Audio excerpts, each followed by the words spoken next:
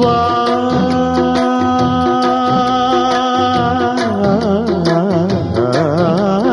நானும் தன் கீதம் தன்னை ஆராதனை செய்கிறேன். கண்ணங்களில் ஒருவான் வண்ணமே கண்டேன் இங்கே மலர்த்தேன் கிண்ணமே.